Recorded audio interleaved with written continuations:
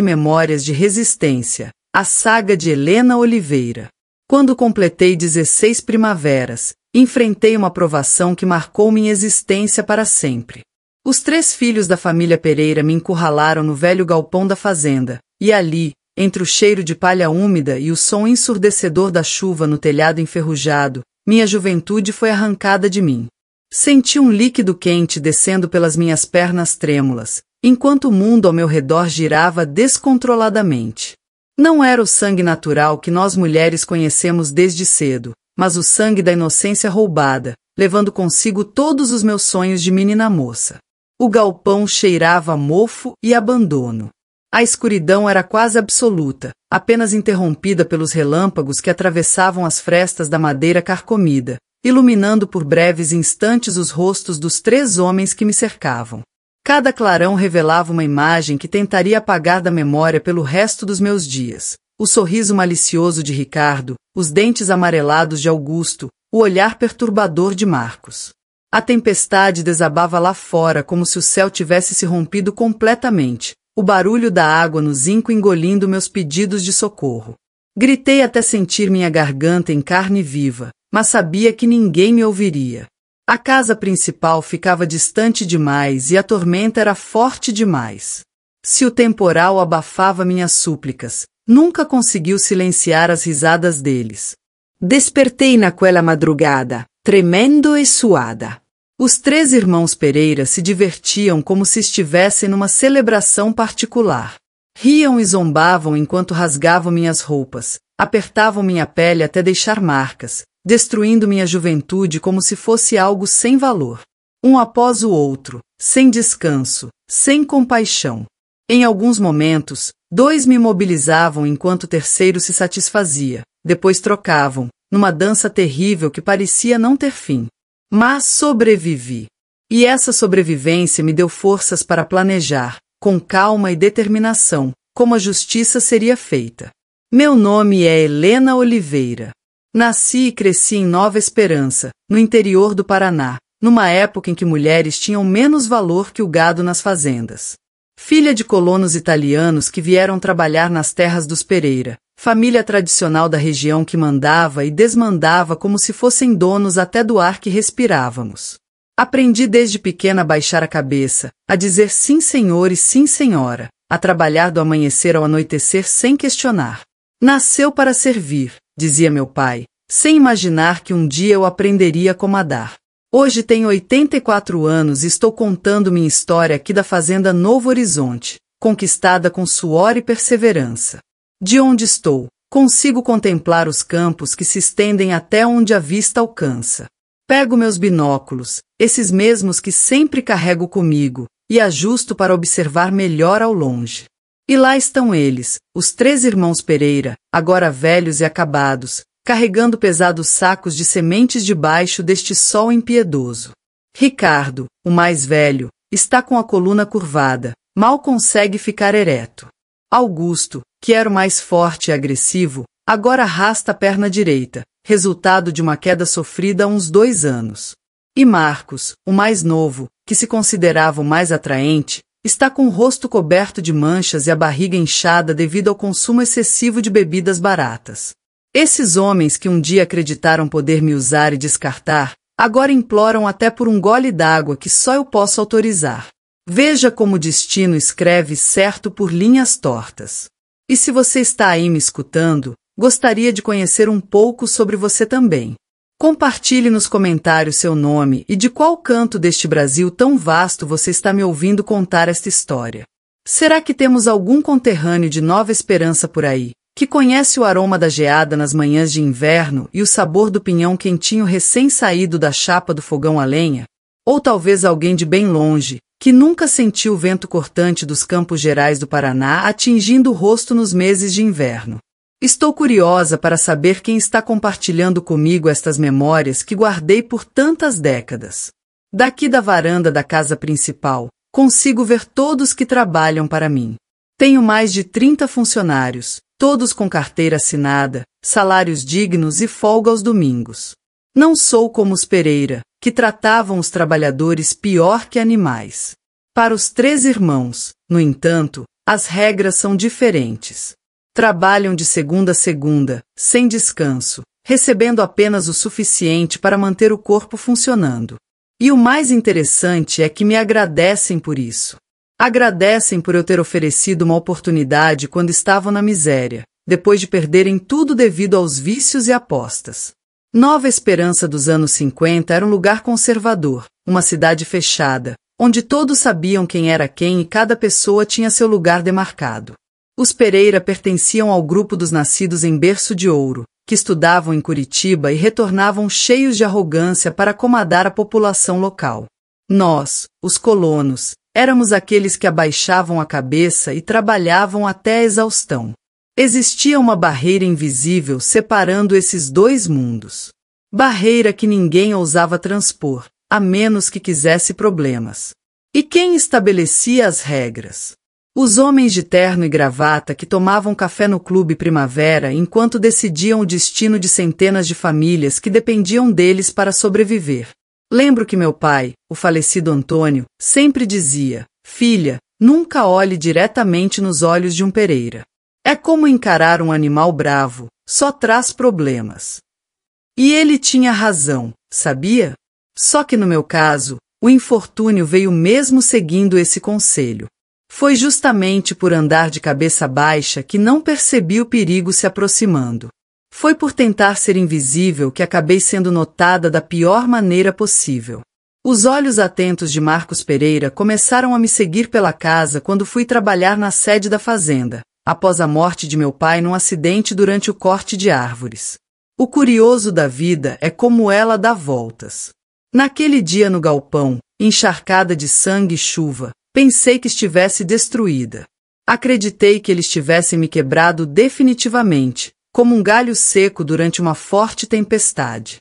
Imaginei que morreria ali mesmo ou que, se sobrevivesse, seria apenas uma casca vazia pelo resto dos meus dias. Mas o tempo é mestre em escrever histórias diferentes do que imaginamos. Hoje sou eu quem os observa de longe, na minha varanda confortável, com meu chá de erva cidreira, vendo os três carregarem o peso do próprio passado nas costas encurvadas. Às vezes, quando estou com o coração mais sensível, questiono-me se não fui longe demais, se a justiça que planejei durante tanto tempo não acabou me consumindo também, como o fogo que pega no mato seco e vai queimando tudo indiscriminadamente. Mas então recordo daquela menina de 16 anos, caída no chão de terra, com as pernas ensanguentadas, e meu coração endurece novamente. Não foi vingança, foi justiça, demorada, calculada, fria, mas justiça. Passo a mão enrugada pela mesa de embuia que mandei fazer especialmente para ficar aqui na varanda. Sobre ela, além dos binóculos, há um livro de contabilidade da fazenda, uma xícara de chá e um pequeno relógio de prata que pertenceu ao senhor Eduardo Mendonça. O homem que me salvou quando eu estava à beira da morte após tentar interromper uma gravidez indesejada, resultado daquela noite no galpão. Senhor Eduardo, que Deus o tenha, foi a primeira pessoa que me tratou como ser humano depois daquele episódio traumático. Foi ele quem me ensinou que respeito se conquista, não se implora. Lá embaixo, vejo o capataz sinalizando para os 3 irmãos Pereira. Está na hora deles virem prestar contas do dia de trabalho. Todo final de tarde é assim. Eles precisam subir a colina até a casa grande e relatar, um por um, suas atividades desde o amanhecer. Confesso que está a parte que mais aprecio, ver aqueles homens que um dia se consideravam donos do mundo, agora se curvando à minha frente com o chapéu nas mãos, pedindo permissão até para falar. O tempo realmente é sábio em suas lições. De onde vocês estão, talvez me considerem uma mulher implacável, que guardou ressentimento por tempo demais, que permitiu que ele criasse raízes e florescesse em forma de uma justiça elaborada. Pode ser que tenham razão, em parte, mas ninguém que não sentiu na própria pele o que senti naquela noite de tempestade tem o direito de me julgar. Ninguém que não teve sua inocência arrancada à força, que não precisou engolir o choro e a vergonha porque ninguém acreditaria, pode dizer se fui longe demais ou não. A Nova Esperança daquela época não era lugar para uma mulher buscar justiça formal. Quando tentei contar ao pároco o que havia acontecido, ele me disse para aceitar o sofrimento que Deus tinha me destinado. Quando procurei o delegado, descobri que ele era compadre do velho Pereira, pai dos 3 agressores. Saí de lá com ameaças de detenção por difamar uma família de bem. Até as outras mulheres da comunidade se afastavam de mim, como se eu fosse portadora de alguma doença contagiosa. Deve ter provocado, sussurravam quando eu passava. Moça sem família não tem honra para perder, diziam sem disfarçar. Pego os binóculos novamente e ajusto o foco. Consigo ver os 3 subindo a trilha que leva até aqui. Caminham devagar, arrastando os pés, sujando as roupas desgastadas com a poeira vermelha da estrada. Parecem mais velhos do que realmente são. O vício, a culpa e o trabalho pesado cobraram um preço elevado, principalmente de Ricardo, que era o mais orgulhoso dos 3.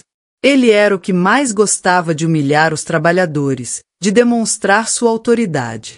Hoje mal consegue olhar nos olhos de qualquer pessoa, sempre com o olhar fixo no chão, como um cachorro que apanhou demais. O interessante é que nenhum deles me reconheceu quando vieram pedir emprego, há mais de 20 anos atrás. Para eles, eu era apenas a viúva de Mendonça, a mulher que tinha herdado a fazenda do velho Eduardo e que, por algum milagre, tinha transformado aquelas terras em uma das propriedades mais produtivas da região. Não associaram aquela empresária bem-sucedida com a menina franzina que haviam violentado no galpão. Eu tinha mudado muito, é verdade.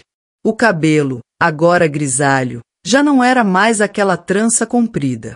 O corpo, antes delicado, tinha ganhado força com anos de trabalho árduo, mas principalmente o olhar já não demonstrava medo. Era o de alguém que sabia exatamente o que queria e como conseguir. Só revelei minha identidade depois que já estavam trabalhando para mim há quase 6 meses.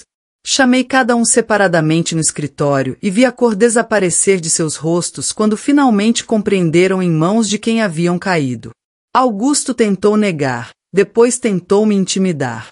O tolo ainda não tinha entendido que os tempos haviam mudado, que agora era eu quem tinha poder sobre ele. Bastou um estalar de dedos para 2 seguranças aparecerem na porta.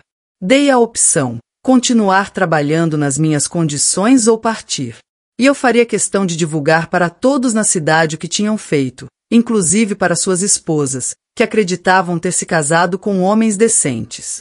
O vento começa a ficar mais fresco agora que o sol está se pondo. Puxo o chale para os ombros, sentindo o peso da idade nas articulações, que começam a doer com o frio leve.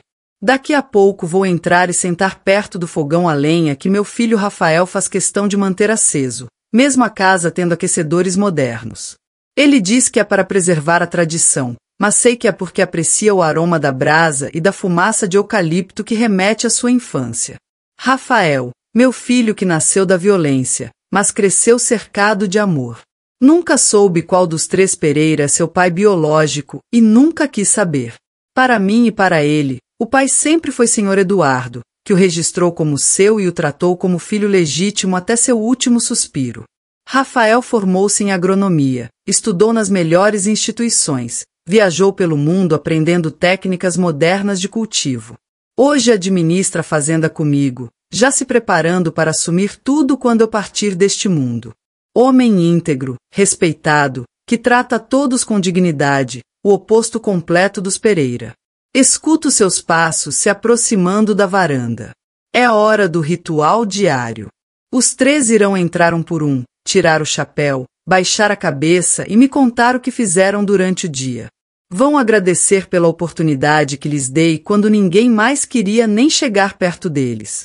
E sairão de costas, sem nunca virar as costas para mim. Regra que impus desde o primeiro dia. Pequenos gestos diários de submissão que podem parecer desnecessários para quem não conhece a história completa, mas que para mim são apenas gotas em uma dívida que nunca será totalmente quitada. Vocês podem até me condenar por guardar este ressentimento por tanto tempo, por ter planejado cada detalhe desta justiça lenta, por ter esperado o momento certo, por ter dado toda a liberdade para que eles se destruíssem com suas próprias escolhas equivocadas. Mas antes de julgar, perguntem a si mesmos, o que vocês teriam feito no meu lugar? Quando a justiça dos homens falha, quando a sociedade vira as costas, quando até mesmo a fé parece não ouvir os pedidos de socorro, O que resta para uma mulher fazer se não tomar as rédeas do próprio destino? Amanhã contarei mais desta história, de como sobrevivi àquela noite, de como encontrei no Sr. Eduardo mais que um salvador, um mentor que me ensinou a transformar dor em propósito. Contarei como aprendi cada detalhe do funcionamento daquelas terras, como observei os erros dos Pereira, como esperei pacientemente que afundassem dívidas para dar o golpe final. Porque justiça, meus queridos ouvintes, é como o pinhão. Só fica boa quando cozida lentamente, com paciência, no tempo certo. Mas esperem, antes de ir direto para o final, preciso começar esta história desde o princípio da minha vida, senão vocês não entenderão como uma mulher chega ao ponto de fazer homens que lhe causaram tanto mal rastejarem por décadas. A resiliência não brota naturalmente.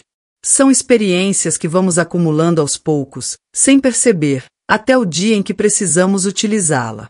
Nasci em 1941, em plena Segunda Guerra Mundial, numa casinha simples na colônia Vista Alegre, zona rural de Nova Esperança.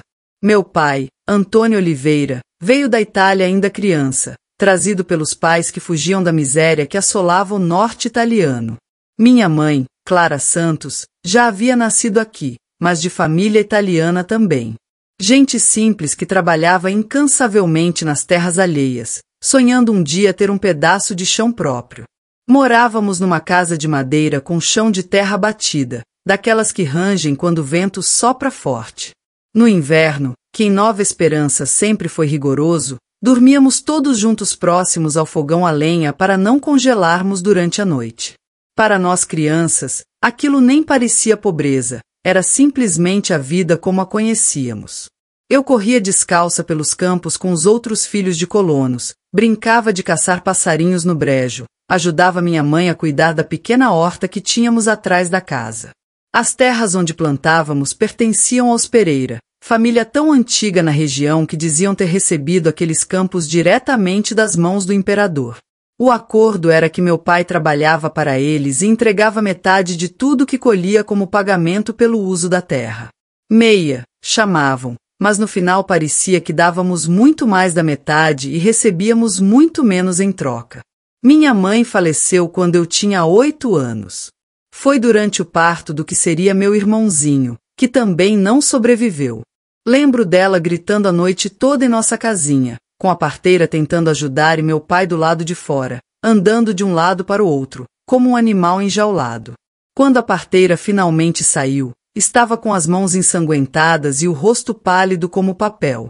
Falou apenas: "Sinto muito, seu Antônio. Perdemos os dois." Foi a primeira vez que vi meu pai chorar. Homem forte, até rude, de mãos calejadas de tanto trabalhar na terra, caiu de joelhos no chão, como se tivessem cortado suas pernas. Depois disso, foi minha avó paterna, Dona Rosa, que veio morar conosco para me criar. Velhinha pequena, mas resistente como um galho de aroeira, possuía conhecimentos que pareciam vir diretamente da terra. Ensinou-me tudo: como cultivar ervas medicinais, como conservar alimentos para os tempos de escassez, como fazer o pouco render muito. "Menina", ela dizia enquanto me mostrava como secar as ervas penduradas no teto da cozinha, "a vida é dura com as mulheres, mas quem sabe fazer o pão durar uma semana, mas nunca passa fome." Com ela aprendi que tudo tem utilidade. As folhas de arruda espantavam insetos e aliviavam dores abdominais. A casca de jabuticaba férvida curava problemas intestinais. O alecrim não era apenas tempero, mas também remédio para melhorar a memória. Dona Rosa me ensinou até a fazer as contas da casa, algo que poucas mulheres aprendiam naquela época. "Nunca deixe os homens controlarem seu dinheiro", ela sussurrava quando me ensinava a somar e subtrair usando grãos de feijão. "Homem não reconhece valor em nada que não plantou ou construiu." Meu pai, coitado, transformou-se em uma sombra após a partida de minha mãe. Trabalhava ainda mais que antes, retornando para casa apenas quando já estava escuro, caindo na cama sem forças nem para jantar direito. Bebia também, não excessivamente, mas o suficiente para amortecer a dor. Era um homem bom, não me agredia, nem gritava comigo. Às vezes, quando estava de folga aos domingos, Me levava para pescar lambaris no Rio das Pedras ou me ensinava a reconhecer os pássaros pelo canto. Aquele é o sabiá laranjeira, dizia, apontando para o mato. Canta mais bonito quando está triste, igualzinho às pessoas. A vida seguia seu curso, cambaleante, mas seguia. Até que chegou aquele dia, quando eu estava com 15 anos recém-completados. Era a época de expandir a plantação de trigo e os Pereira haviam decidido derrubar um trecho de mata nativa próximo de onde morávamos. Meu pai foi chamado para ajudar junto com outros colonos. Saiu de casa bem cedo, com o machado pendurado no cinto, prometendo voltar antes do jantar. Dona Rosa preparou a polenta de milho verde que ele tanto apreciava. Ele nunca voltou para saborear aquela polenta. Por volta das 3 da tarde, 2 trabalhadores vieram correndo até nossa casa. Disseram que havia acontecido um acidente. Uma árvore grande tinha caído na direção errada e atingido meu pai em cheio. Morreu instantaneamente, informaram. Dona Rosa desabou sentada na cadeira da cozinha, o rosto tão pálido que parecia já estar morta também. Eu fiquei paralisada, sem conseguir chorar, sem conseguir falar, apenas sentindo o chão desaparecer sob meus pés. No dia do enterro, o velho Pereira, pai dos 3 rapazes que posteriormente destruiriam minha vida, veio pessoalmente.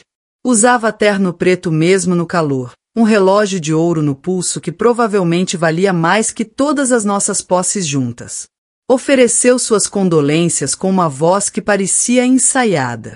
Depois disse que precisava conversar com minha avó sobre assuntos práticos. Os assuntos práticos eram que, segundo ele, meu pai tinha uma dívida com a família Pereira. Tinha adquirido sementes e ferramentas a crédito, além do adiantamento que recebeu quando minha mãe adoeceu.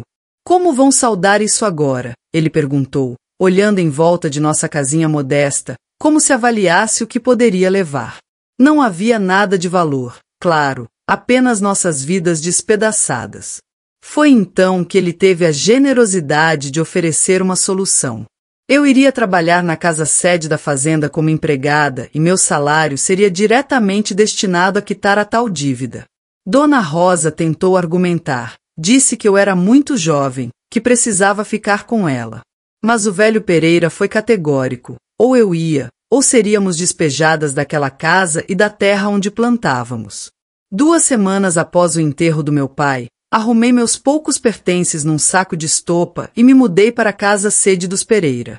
Dona Rosa ficou em nossa casinha, prometendo que tentaria encontrar uma forma de pagar a dívida mais rapidamente para me tirar de lá.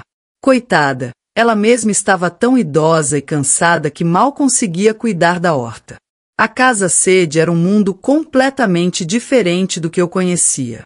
Assoalho de madeira nobre que brilhava, móveis entalhados à mão, cortinas de tecido fino nas janelas e mais comida desperdiçada num dia do que consumíamos numa semana. Foi lá que conheci os 3 irmãos Pereira de perto. O mais velho, Ricardo, tinha 28 anos e era quem administrava as terras desde que o pai começou a adoecer. Usava óculos de armação fina e falava pouco, mas tinha olhos que calculavam tudo, desde o valor de uma cabeça de gado até quanto podia extrair de trabalho de um empregado antes que desfalecesse. O do meio, Augusto, com 26 anos, era o mais temperamental, forte como um touro, gostava de exibir sua força, intimidando os funcionários, dando ordens aos gritos e, ocasionalmente, distribuindo tapas sem motivo. Os outros trabalhadores o temiam, e com razão. O mais novo, Marcos, de 22 anos, era o mais enganador. Tinha feições atraentes, jeito de rapaz educado, falava suavemente e sorria muito. Havia estudado em colégio de padres em Curitiba e sabia recitar poesias e tocar violão. As moças da cidade suspiravam por ele, acreditando terem encontrado um príncipe encantado, mas por trás daquele sorriso existia uma alma corrompida. Era manipulador, sabia exatamente as palavras certas para conseguir o que desejava, principalmente das mulheres. Meu trabalho na casa envolvia de tudo um pouco: limpar, lavar, passar, auxiliar na cozinha. Acordava antes do sol nascer e só ia dormir quando tudo estava organizado, frequentemente depois das 10 da noite. Dormia num quartinho minúsculo nos fundos da casa, ao lado da despensa. Nos primeiros dias, tentei passar despercebida, realizar meu trabalho sem ser notada, mas logo percebi que era impossível. Os olhos deles me seguiam pela casa.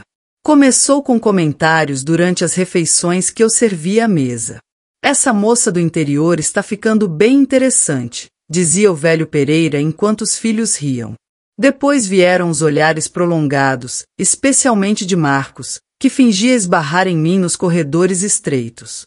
Desculpe, não vi você aí, ele dizia, mas sua mão demorava demais no meu braço, os dedos apertando levemente. Ricardo era mais discreto, mas às vezes eu flagrava me observando por cima dos óculos com um olhar que me causava calafrios. Augusto era o mais direto. Venha cá, moça, ele chamava quando me via passando. Quero te mostrar uma coisa.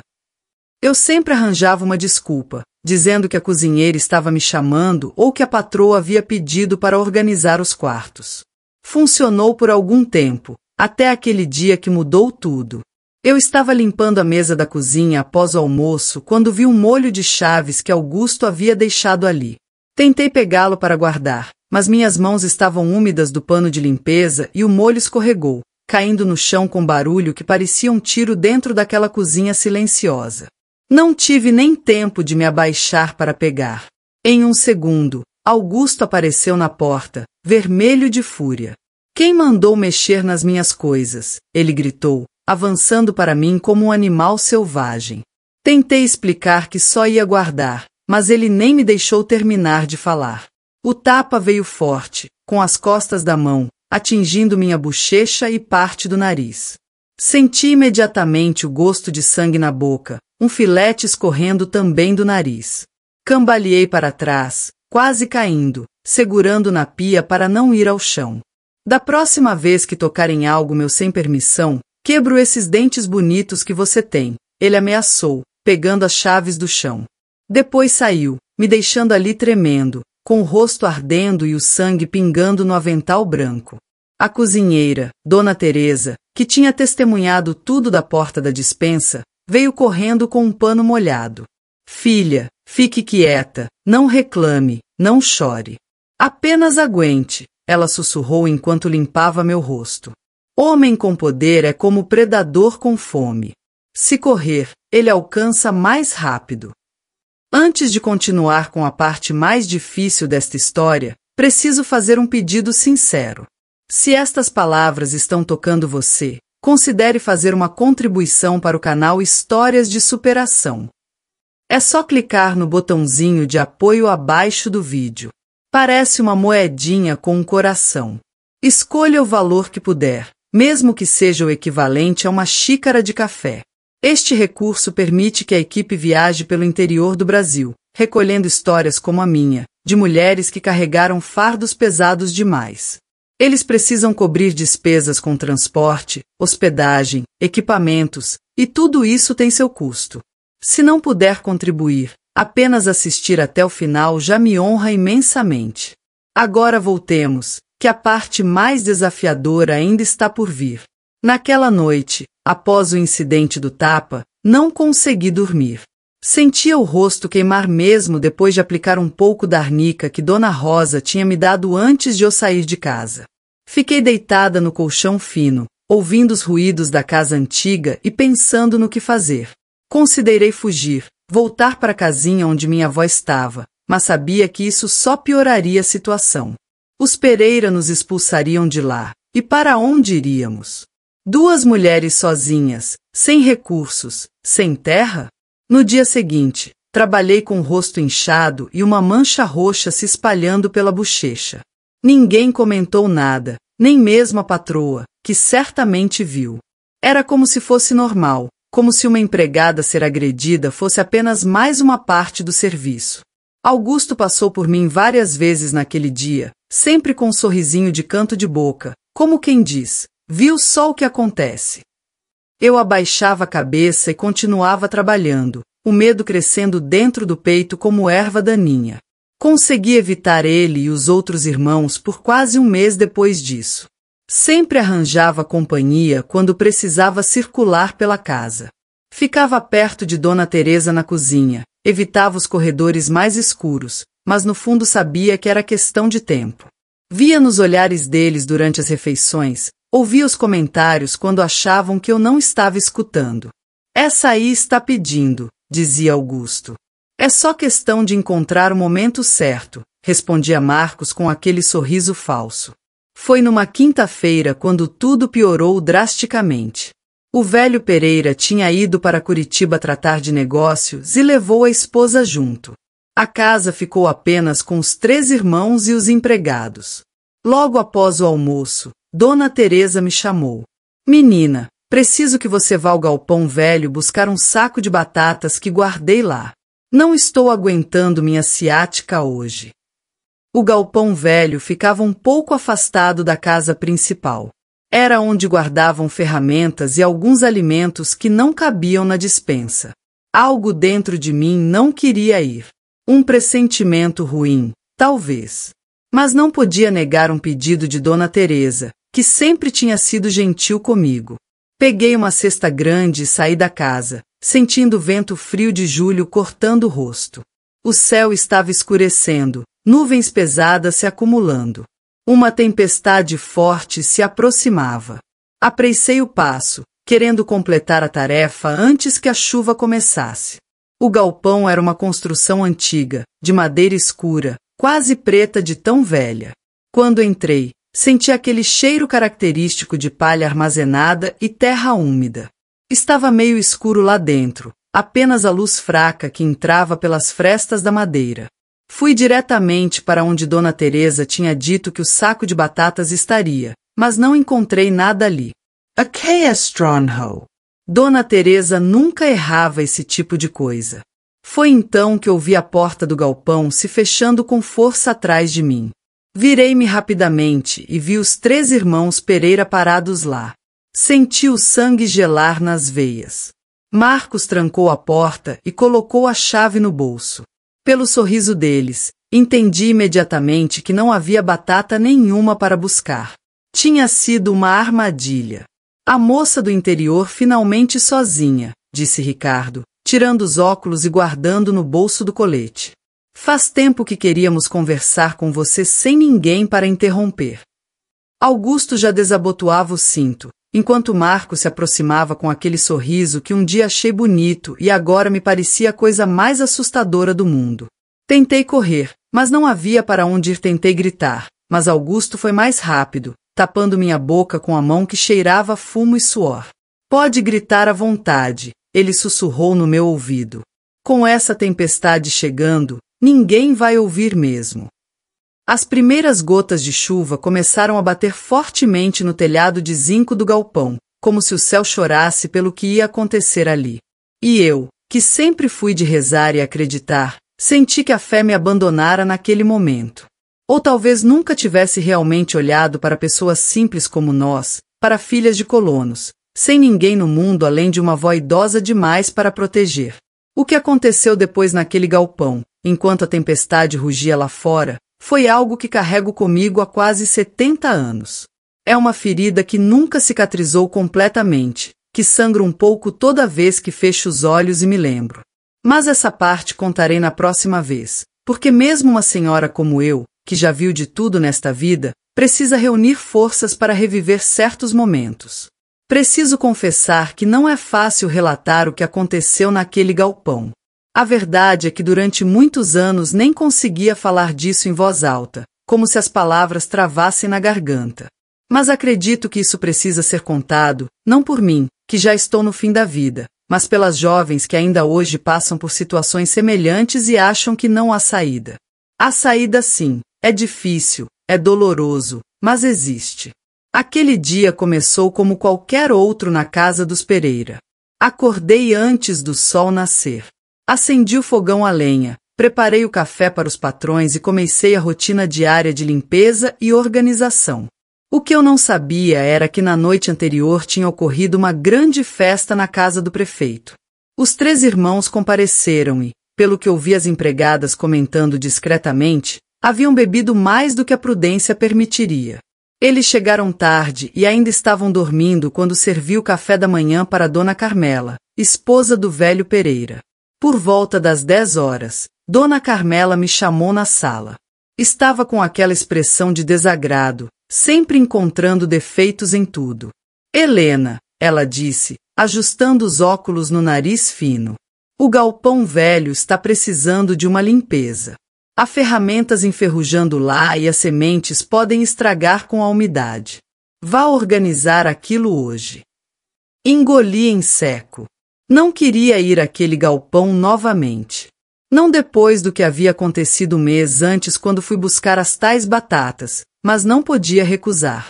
Sim, senhora, respondi de cabeça baixa.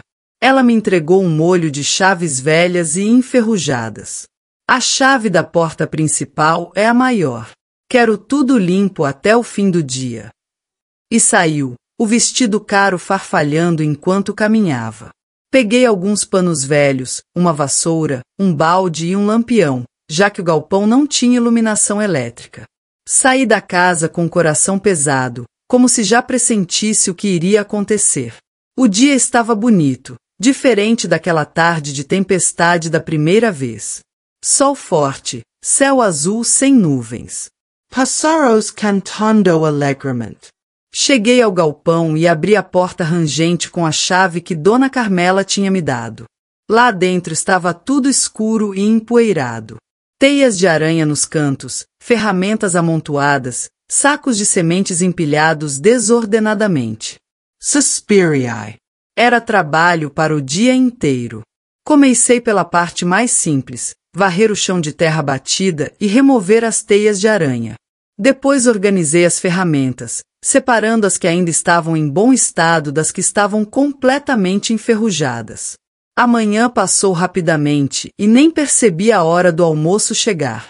Estava tão concentrada que só notei que alguém se aproximava quando ouvi risadas e vozes masculinas se dirigindo ao galpão. Meu sangue gelou quando reconheci as vozes. Os 3 irmãos Pereira vinham cambaleando em direção ao galpão, rindo alto e proferindo palavrões. Pela voz pastosa e pelo modo de andar, dava para perceber que ainda estavam alterados da noite anterior ou já haviam começado a beber novamente. Olhei ao redor, desesperada, procurando outra maneira de sair, mas o galpão só tinha aquela porta da frente. As janelas eram pequenas demais para passar por elas. Pensei em me esconder atrás dos sacos de sementes, mas antes que pudesse fazer qualquer coisa, a porta se abriu. Olha só quem está aqui, exclamou Marcos, o mais novo, com aquele sorriso que agora me causava arrepios. Entrou tropeçando, seguido pelos 2 irmãos. Ricardo, o mais velho, fechou a porta atrás deles e passou a tranca. O barulho da madeira deslizando soou como uma sentença final para meus ouvidos. A patroa te mandou limpar o galpão justo hoje? Perguntou Augusto, se aproximando com aquele odor de bebida que dava para sentir de longe. Que coincidência boa, não é, rapazes? Os outros riram, trocando olhares que falavam mais que palavras. Tentei manter a calma, fingindo que continuava trabalhando. Com licença, senhores, tenho muito serviço para terminar, falei, tentando passar por eles em direção à porta. Mas Ricardo bloqueou o caminho. Sempre o considerei o mais controlado dos 3. Mas naquele dia, com o álcool correndo no sangue, estava com uma expressão que nunca tinha visto antes. Um olhar de predador. Por que tanta pressa, mocinha? Ele disse, ajeitando os óculos no nariz. Só queremos conversar um pouco. Depois da festa de ontem, estamos precisando de companhia feminina mais simples. Senti um calafrio percorrer minha espinha quando ele tirou os óculos e guardou no bolso, como havia feito naquela primeira vez. Era um sinal, percebi depois. Quando tirava os óculos, não era mais o administrador educado da fazenda, era outra pessoa. O que aconteceu nos minutos seguintes é algo que tento esquecer, mas não consigo. Marcos me agarrou por trás enquanto Augusto rasgava meu vestido simples como se fosse papel. Tentei gritar, mas Ricardo cobriu minha boca com força, quase me sufocando. Lutei, arranhei, chutei, mas era uma contra 3. E eles eram homens fortes, acostumados com trabalho pesado. Segure-a direito, ordenou Ricardo aos irmãos enquanto tirava o cinto. Quero que ela esteja consciente, quero que se lembre de cada minuto. O tom frio da voz dele era quase pior que os gritos dos outros dois. Parecia que estava dando ordens para bater um animal, não para atacar uma pessoa. Não vou descrever cada momento do horror que vivi naquele galpão. Algumas coisas são pesadas demais, até para contar. Só digo que fui tratada como se não fosse humana, como se fosse apenas um objeto sem sentimentos, sem valor, sem alma. Cada vez que um terminava, outro começava. Riam da minha dor, zombavam das lágrimas que não conseguia conter. Em algum momento, parei de lutar. Meu corpo continuava ali, sentindo cada pontada de dor, cada ferimento na pele, mas minha mente fugiu para longe. Me imaginei no campo de trigo correndo livre, o vento no rosto, como quando era criança. Quando finalmente terminaram, me largaram no chão, tremendo, sangrando, quebrada por dentro e por fora.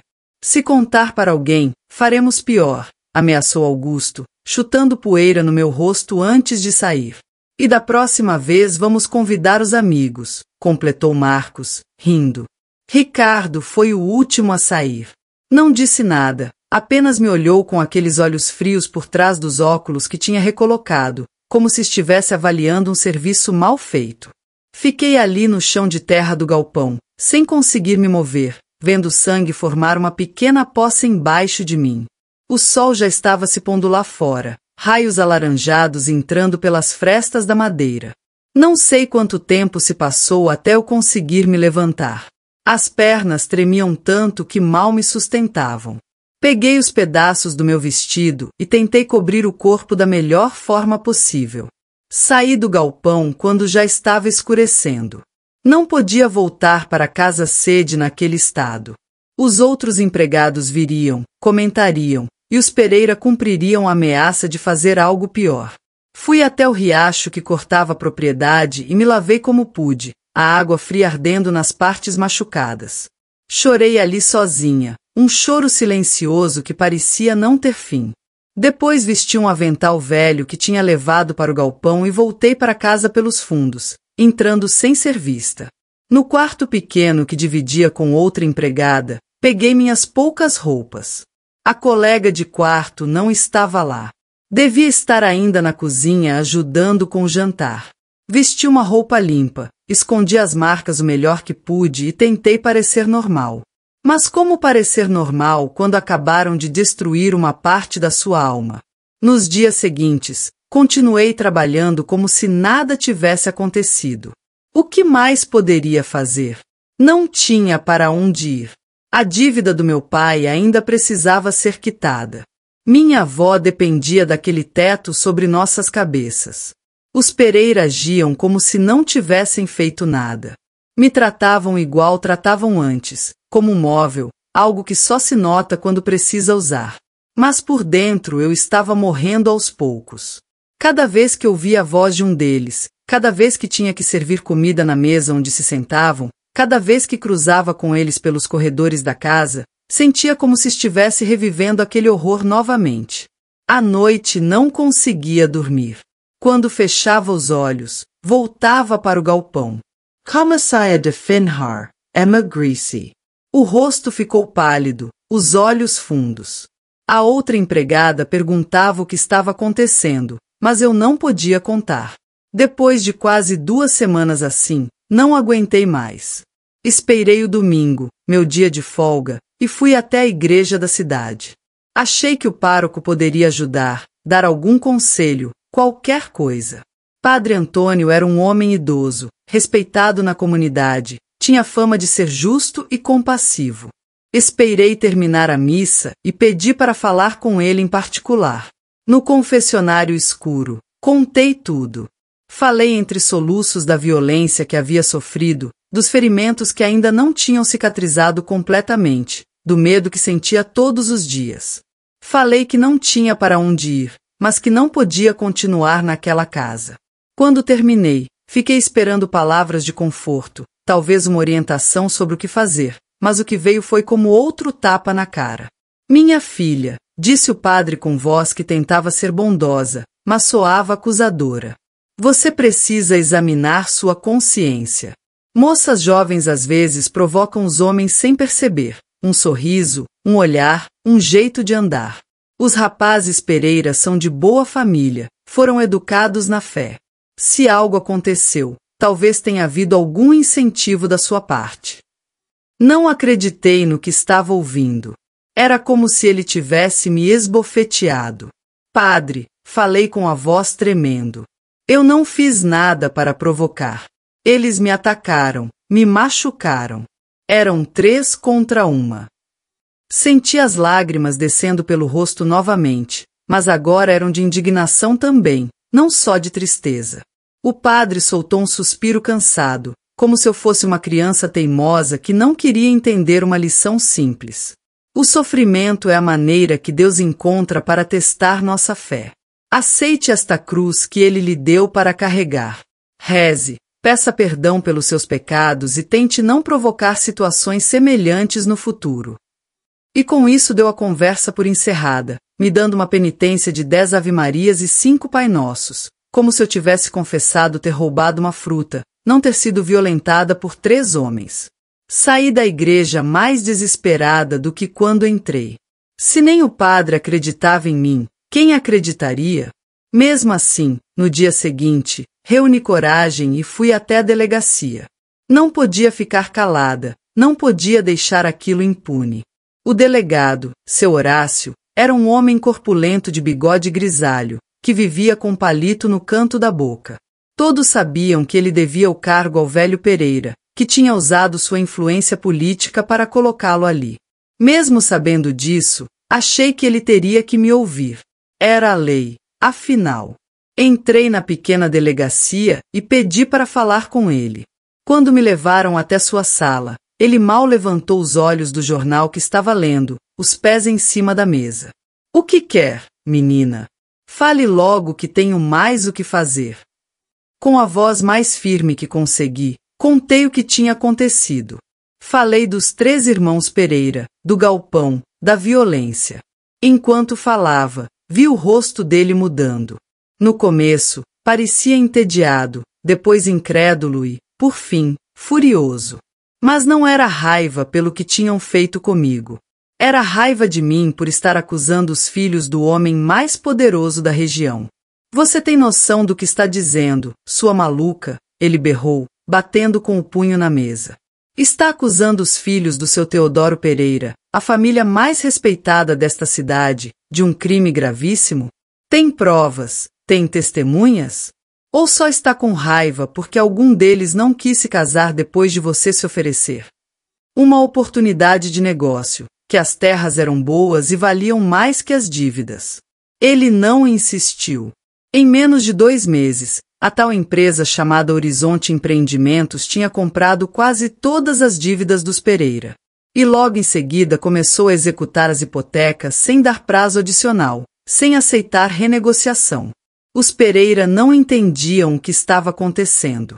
Tentaram negociar, imploraram por mais tempo, ofereceram acordos. A resposta era sempre a mesma: a empresa não tem interesse em acordo, quer as terras, conforme consta na garantia. O desespero deles foi aumentando à medida que os prazos judiciais se esgotavam.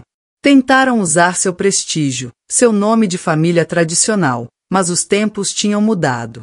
Nome já não valia tanto quanto antigamente. Um a um, os pedaços da fazenda que um dia tinha sido o Império dos Pereira foram sendo tomados legalmente. Primeiro as áreas mais afastadas. Depois as mais próximas da sede. Por fim, as próprias casas onde viviam. Em menos de 1 ano, os 3 irmãos tinham perdido praticamente tudo. Sobrou apenas uma casa pequena na cidade, onde se amontoaram com as famílias, vivendo de biscates e da ajuda minguada de parentes distantes. Foi numa tarde chuvosa de maio, quase 30 anos depois daquela tarde no galpão, que a justiça que nem eu sabia que estava buscando finalmente se completou. Eu estava na varanda da casa, a mesma onde Sr. Eduardo costumava sentar para fumar seu cachimbo, quando vi 3 figuras se aproximando pelo caminho de terra. Homens de meia idade, roupas surradas, chapéu na mão. Mesmo de longe, Reconheci o andar. Eram eles, os irmãos Pereira. Mandei que entrassem e sentassem na sala de visitas. Estavam irreconhecíveis do que tinham sido um dia. Ricardo, o administrador, agora tinha olhar derrotado, os óculos remendados com esparadrapo. Augusto, que tinha sido tão forte e agressivo, mancava de uma perna e tinha o rosto marcado pelo álcool. Marcos, o mais novo, que se achava irresistível, tinha perdido quase todo o cabelo e engordado a ponto de mal poder abotoar a camisa surrada. Dona Helena, começou Ricardo, sem me olhar nos olhos.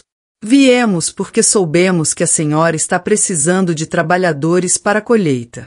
Somos homens do campo, conhecemos o serviço, aceitamos qualquer pagamento, qualquer condição.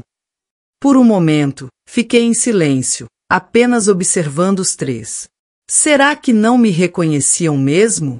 Tinha passado tanto tempo. É verdade, eu já não era aquela menina franzina de 16 anos.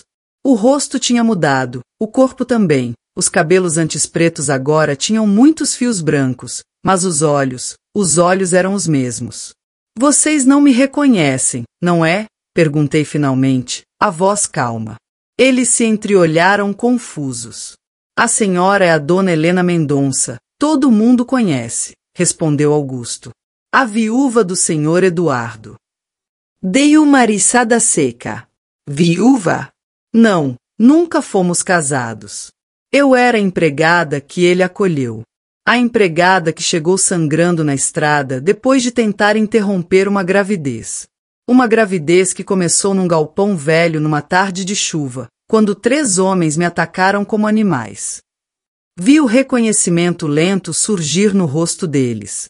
Primeiro a confusão, depois a dúvida e, por fim, o horror da certeza. Ricardo empalideceu. Augusto começou a suar frio. Marcos deixou o chapéu cair no chão sem perceber. Não pode ser, murmurou Ricardo. A moça do interior, perguntou Augusto, a voz falhando. Mas achamos que tinha sumido, desaparecido, gaguejou Marcos. Não desapareci, respondi ainda no mesmo tom calmo. Sobrevivi, e o filho que vocês geraram em mim também.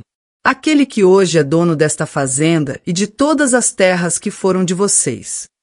Apontei para um retrato de Rafael na parede, formado em agronomia, ao lado do trator novo da fazenda.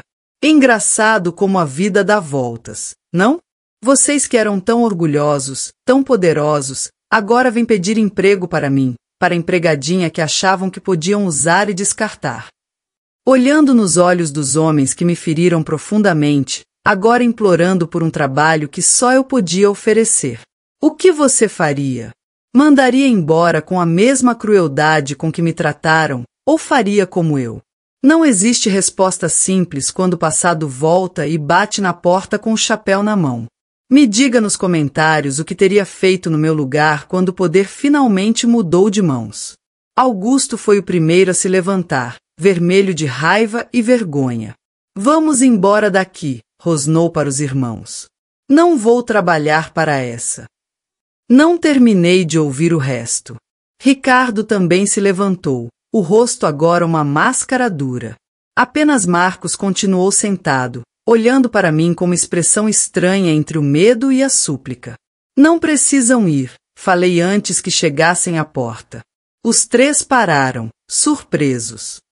Estou precisando mesmo de trabalhadores e vocês conhecem bem as terras, já que cuidaram delas por tanto tempo. Deram meia volta, me encarando com desconfiança. A senhora ainda vai nos dar trabalho, depois de tudo? Perguntou Ricardo, incrédulo.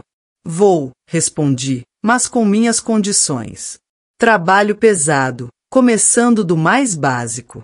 Salário justo, nem mais nem menos do que qualquer outro empregado recebe. E sem moradia na propriedade.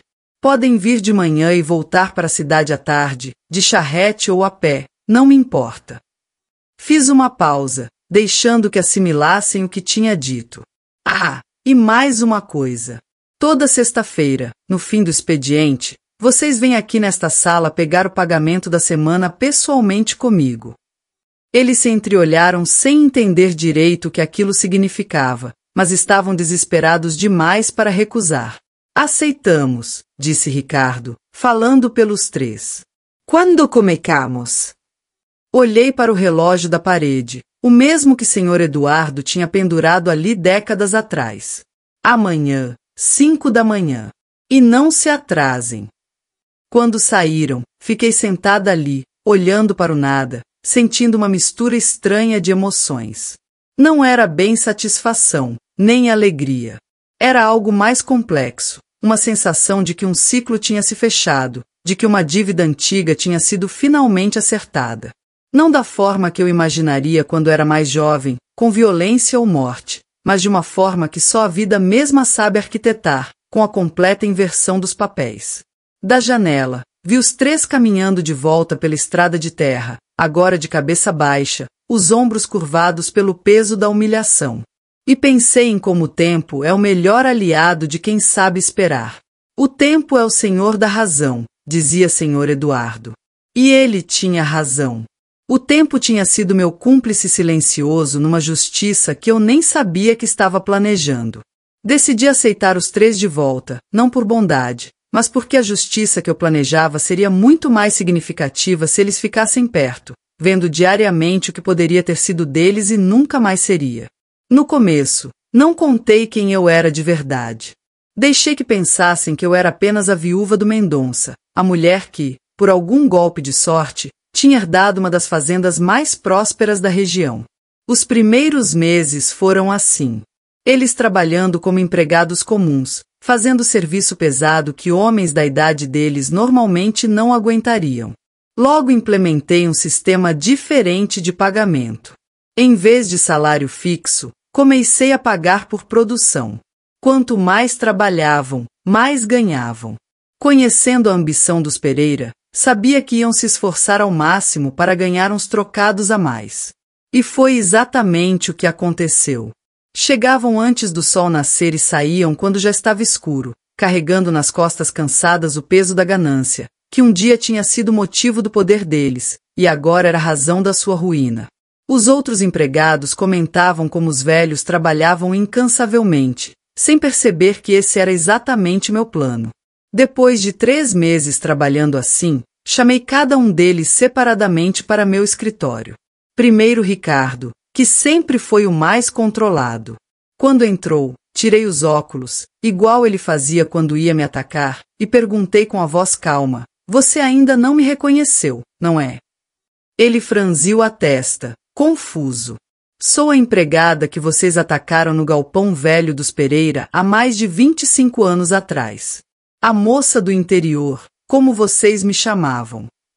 Vi o sangue sumindo do rosto dele, os olhos arregalando atrás dos óculos remendados. Abriu a boca para falar algo, mas nenhum som saiu. "Isso mesmo", continuei como se estivesse comentando sobre o tempo. "A menina que sangrou no chão enquanto vocês três riam. A menina que perdeu a inocência e quase a vida por causa de vocês." Ele tentou se levantar, mas as pernas pareciam não responder. "Não pode ser", ele finalmente conseguiu dizer. "Aquela menina sumiu. Achamos que tinha morrido." Dei uma risada fria. Quase morri, é verdade, mas Deus ou o destino tinham outros planos para mim, e também para meus ofensores, pelo jeito.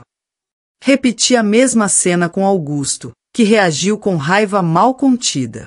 Tentou me intimidar, dizendo que eu não podia provar nada depois de tanto tempo. Com Marcos foi diferente. Ele desabou a chorar, implorando perdão, dizendo que estava arrependido, que era jovem e irresponsável na época, que a bebida tinha nublado seu juízo. "Perdão?", perguntei, a voz tão gelada quanto o inverno de Nova Esperança. "Vocês acham mesmo que depois de tudo que fizeram é só pedir perdão e pronto? A vida não funciona assim." Foi então que Augusto, tentando recuperar um pouco do controle, jogou a carta que achava que seria trunfo. "Se a senhora contar essa história por aí, vamos dizer que seu filho é filho bastardo de um de nós, que o velho Mendonça criou filho de criminosos. Como a senhora acha que ele vai se sentir sabendo disso?" Era a ameaça que eu já esperava. Em vez de me abalar, abri uma gaveta da mesa e tirei uma pasta grossa cheia de papéis. Joguei na frente deles. Podem tentar, respondi calmamente. Mas antes deem uma olhada nisso. Dentro da pasta havia declarações de 5 outras mulheres que também tinham sido vítimas dos 3 ao longo dos anos. Empregadas, filhas de colonos, moças de família humilde que ninguém acreditaria. Tinha reunido aqueles depoimentos ao longo de anos, paciente como quem tece uma teia invisível. Algumas dessas mulheres já tinham falecido, outras mudado da região, mas suas histórias estavam ali, escritas e assinadas. Se vocês abrirem a boca sobre meu filho, tudo isso vai parar na justiça e nos jornais. Será que estão preparados para esse escândalo? Eles empalideceram. Mesmo que a justiça não funcionasse, e todos sabíamos que raramente funcionava para pessoas como nós, o escândalo iria manchar de vez o nome da família Pereira, já tão caída em desgraça. O que a senhora quer de nós? Perguntou finalmente Ricardo, a voz derrotada. Quer que a gente vá embora? Que suma da cidade? Balancei a cabeça lentamente. Não, quero que fiquem, quero que trabalhem, mas nas minhas condições. E então expliquei as regras. Ficariam em alojamentos separados, sem poder conversar entre si durante o serviço. Não poderiam falar com nenhum outro funcionário sobre o passado ou sobre mim. E toda sexta-feira teriam que vir pessoalmente ao meu escritório prestar contas do trabalho da semana. E tem mais uma coisa, acrescentei. Cada vez que vierem aqui, antes de saírem, vão repetir uma frase. Sou grato pela oportunidade de trabalho que não mereço. Vi a humilhação nos olhos deles, mas também o desespero. Não tinham escolha, aceitaram. Nos meses seguintes, refinei meu sistema de controle psicológico. Comecei a dar pequenos privilégios para um dos irmãos, negando para os outros. Uma semana deixava Ricardo dormir num quarto um pouco melhor. Na outra era Marcos que recebia uma comida diferente no almoço. Depois Augusto ganhava um domingo de folga que os outros não tinham. Sempre mudando, sempre imprevisível. Logo eles começaram a desconfiar um do outro, achando que algum estava me bajulando pelas costas, fazendo intrigas. A semente da discórdia que plantei cresceu rapidamente entre eles, alimentada por décadas de rivalidade que já existia. Nas sessões de prestação de contas das sextas-feiras eu era implacável. Exigia relatório detalhado do que tinham feito, criticava o trabalho, mesmo quando bem executado. Às vezes os fazia repetir tarefas sem necessidade, e sempre terminava com eles tendo que dizer aquela frase humilhante. No começo, diziam entre dentes, com raiva contida. Com o tempo, a raiva deu lugar a uma resignação vazia. Era como ver 3 cachorros que, depois de tanto apanhar, nem rosnar conseguem mais. Quando Rafael voltou formado de Curitiba, expliquei parcialmente a situação. Contei que os 3 tinham trabalhado para a família Pereira, que tinham sido cruéis com os empregados, que agora estavam pagando pelos erros cometidos. Não contei tudo. Ele não precisava carregar o peso dessa história terrível, mas ele era perspicaz. Percebia que havia algo mais. Um dia, perguntou, mãe, o que esses homens fizeram de tão grave para a senhora tratá-los assim? A senhora nunca foi severa com ninguém antes. Eles machucaram uma pessoa que eu amava muito, respondi sem mentir completamente. Uma pessoa que não podia se defender na época. Agora estão recebendo o que merecem. Ele não insistiu. Confiava no meu senso de justiça e, de certa forma, acho que preferia não saber detalhes que pudessem manchar a imagem que tinha do nosso passado. Quando chegou o dia da formatura de Rafael em agronomia, ele já tinha o curso técnico, mas quis fazer faculdade também. Organizei uma grande festa na fazenda. Convidei todos os que importavam em Nova Esperança, servi comida de qualidade, contratei música e fiz questão que os 3 Pereira estivessem presentes, sentados na última fileira, como antigos funcionários da família. Vi o desconforto nos olhos deles, tendo que testemunhar o sucesso daquele rapaz que poderia ter sido filho de um deles, herdeiro legítimo de suas terras. Eles olhavam para Rafael, alto e forte, respeitado por todos, e depois olhavam para a própria situação. Velhos antes do tempo, sem família presente, as esposas tinham abandonado quando perderam tudo, sem respeito, sem futuro. Foi alguns meses depois da formatura que Augusto, o mais agressivo dos três, finalmente desmoronou. Durante uma das sessões de prestação de contas, quando pedi que repetisse a frase de sempre, em vez de dizer as palavras ensaiadas, caiu de joelhos no chão do escritório e começou a chorar como criança. Não aguento mais, ele berrou, o corpo todo tremendo. Não consigo mais dormir. Tenho pesadelos toda noite. Vejo seu rosto de menina me olhando com pavor. Me perdoa, pelo amor de Deus. Me perdoa ou acaba logo com isso. E confessou. Confesso tudo o que fiz com você e com as outras. Só termine com essa tortura. Os outros empregados da casa ouviram o escândalo e vieram ver o que estava acontecendo. Na frente de todos, Augusto continuou confessando aos gritos, detalhando o ataque no galpão, falando das outras vítimas, implorando perdão entre soluços desesperados. Foi uma cena impactante. Os funcionários olhavam horrorizados, alguns entendendo pela primeira vez quem eram realmente aqueles três velhos que trabalhavam na fazenda. Deixei que falasse tudo, que esvaziasse a maldade que carregava dentro. Quando finalmente se calou, exausto, apenas disse: perdão é luxo que não posso dar. O que ofereço é trabalho até o fim dos seus dias, olhando diariamente para o que poderia ter sido seu e nunca será. Daquele dia em diante, Augusto nunca mais foi o mesmo. Começou a ter crises de pânico. Tremia sem parar quando me via. Sobressaltava-se quando alguém se aproximava por trás. Eu via o que estava acontecendo, mas não sentia compaixão. Lembrava da menina no galpão, da dor lancinante, do sangue, do medo, e sabia que nenhum sofrimento dele seria suficiente para compensar. Ricardo, o mais velho, encontrou consolo na bebida. Começou a beber escondido durante o serviço. Depois nem se importava mais em esconder. Chegava cambaleando de manhã, mal conseguindo segurar a enxada. Os outros empregados reclamavam, mas eu permitia. Queria ver até onde iria chegar aquela autodestruição. No fim, o fígado dele começou a falhar. Incu completamente. A pele ficou amarelada, vomitava sangue às vezes.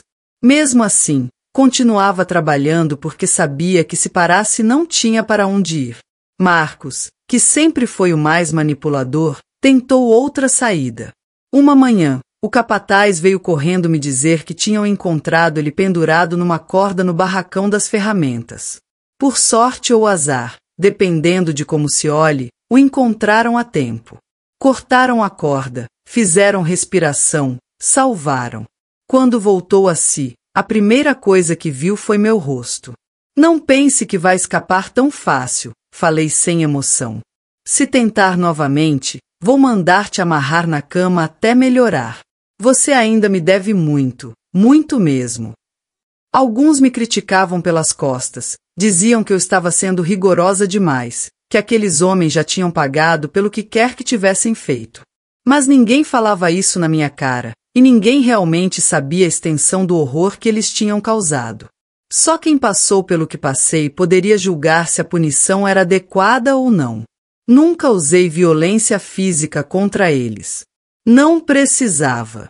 O tratamento psicológico que apliquei durante anos foi muito mais eficaz que qualquer agressão física teria sido. Ver eles definhando aos poucos, perdendo não só a fortuna e o status, mas também a saúde e a sanidade, foi uma justiça mais completa do que eu jamais poderia ter planejado conscientemente. Alguns podem dizer que fiz aqueles homens pagar caro demais, que a justiça acabou me consumindo também, me transformando em algo que eu não queria ser. Talvez tenham razão em parte, mas também sei que o que fiz não foi só por mim, foi por todas as outras que sofreram nas mãos deles e nunca tiveram chance de buscar reparação. Foi por todas as mulheres que ao longo da história foram usadas e descartadas por homens que se achavam acima da lei e da decência. Nunca manchei minhas mãos com o sangue deles, mas fiz cada gota do meu sangue derramado naquele galpão ser paga com anos de humilhação diária. Cada lágrima que derramei foi cobrada com juros. Cada dor que senti virou um espinho constante na consciência deles. Não foi justiça perfeita. Justiça perfeita não existe nesse mundo imperfeito. Mas foi a justiça possível, a que estava ao meu alcance. Uma tarde, há uns 10 anos atrás, Rafael veio me visitar. Já era homem feito, beirando 50, respeitado em toda a região como agrônomo e fazendeiro inovador. Sentamos na varanda, como tantas vezes antes, tomando chimarrão e apreciando a vista dos campos que ele administrava com tanta competência. Depois de um silêncio confortável, ele me surpreendeu. Mãe, tem algo que quero te perguntar faz tempo, sobre meu pai. Senti um frio na barriga. Será que tinha descoberto? Será que alguém tinha falado? Seu pai foi Eduardo Mendonça, respondi automaticamente. A resposta que sempre dei quando perguntavam. Ele balançou a cabeça. Não é isso. Sempre soube que pai é quem cria, e Senhor Eduardo foi meu pai em todos os sentidos que importam. Mas biologicamente. Fez uma pausa tomando coragem. É um deles, não é? Um dos Pereira. Nem tentei negar. Depois de tudo que ele viu ao longo dos anos, a forma como eu tratava aqueles homens, as confissões públicas de Augusto, não era difícil juntar as peças. Como descobriu? Perguntei, a voz quase sumindo. Sempre desconfiei, ele respondeu. A forma como a senhora olhava para eles, o ódio e, ao mesmo tempo, algo mais. E depois fiz as contas. Nasci 9 meses depois da senhora chegar aqui, quase morta na estrada. Ficamos em silêncio por um tempo. Então, com a voz embargada, perguntei, você quer saber qual deles? Porque nem eu sei ao certo. Poderia ser qualquer um dos 3. Ele ergueu a mão, interrompendo o que eu ia dizer. Não, não quero saber e não me importa. Meu pai foi Eduardo Mendonça. Esses homens não são nada além de funcionários que não merecem sequer um pensamento meu. Me abraçou forte depois disso, como não fazia desde que era menino. Sinto muito pelo que aconteceu com a senhora, mãe. Sinto muito mesmo, mas a senhora transformou a dor em força e me deu uma vida que eu nunca teria tido de outra forma. Isso que importa. Naquela tarde chorei como não chorava havia décadas. Mas eram lágrimas diferentes, lágrimas de alívio, talvez, de saber que, apesar de tudo, meu filho tinha se tornado um homem melhor que seu pai biológico jamais foi. Os 3 irmãos Pereira continuaram trabalhando na fazenda até não poder mais. Ricardo foi o primeiro a partir. O fígado finalmente falhou de vez depois de anos de abuso de álcool. Morreu num quartinho nos fundos do hospital municipal, sem ninguém para segurar sua mão. Augusto foi o segundo.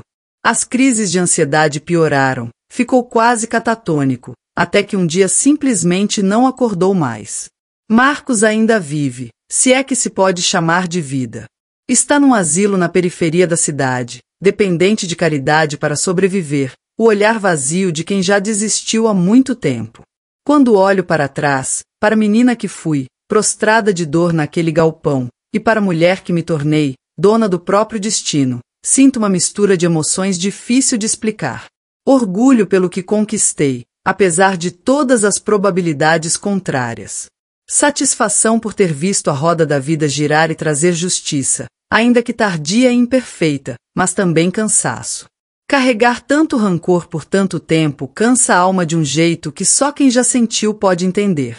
Se pudesse falar com aquela menina de 16 anos, diria que vai ficar tudo bem, que a dor não vai embora completamente. Certas feridas nunca cicatrizam totalmente, mas que ela vai aprender a conviver com as cicatrizes, que um dia ela vai ser forte o bastante para enfrentar seus demônios de igual para igual, que a vida pode começar com traumas e acabar com poder, que é possível sobreviver e, mais que isso, vencer. Hoje, com 84 anos nas costas, olho para essa fazenda próspera que meu filho administra, para os netos e bisnetos crescendo fortes e íntegros. E penso que talvez, só talvez, Tudo valeu a pena. Não o sofrimento, isso nunca vale a pena, mas a jornada que veio depois, a luta, a persistência, a paciência de esperar o momento certo. Como dizia minha avó, a justiça divina tarda, mas não falha. Eu só dei uma pequena ajuda para ela chegar mais rapidamente. Eu sou Helena Oliveira e está a história que carreguei em silêncio por mais de meio século. Uma história que começou em dor e humilhação, mas que transformei em poder e justiça à minha maneira. Se você quer conhecer mais mulheres como eu, que o tempo e a sociedade tentaram quebrar, mas que encontraram força onde só havia desespero, inscreva-se no canal Histórias de Superação.